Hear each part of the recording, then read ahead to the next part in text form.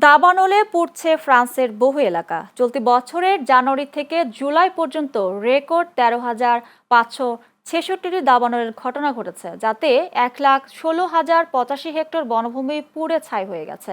ইতোমধ্যে দাবানলের কারণে ফ্রান্সে প্রায় 2,20,000 মানুষকে নিরাপদ স্থানে সরিয়ে নেওয়া হয়েছে। এটি 2022 সালের 72,000 একর জমি পুড়ে যাওয়ার সর্বোচ্চ ক্ষয়ক্ষতির রেকর্ডকেও ছাড়িয়ে গেছে।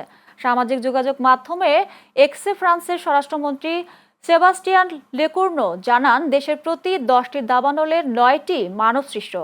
না নেভানো সিগারেট, যন্ত্রতন্ত্র ফেলা, ঝুঁকিপূর্ণ এলাকায় বারবিকিউ পার্টি এবং অসতর্ক নির্মাণ কাজের কারণে এই ঝুঁকি বাড়ছে। অসচেতনতা ও ইচ্ছাকৃতভাবে আগুন উস্কে দেওয়ার অভিযোগে 6 থেকে 20 জুলাইয়ের মধ্যে বিভিন্ন অঞ্চল থেকে 162 জনকে গ্রেপ্তার করা হয়েছে। স্বরাষ্ট্রমন্ত্রী আইন শৃঙ্খলা বাহিনীকে অপরাধীদের খুঁজে বের করার নির্দেশ দিয়েছেন।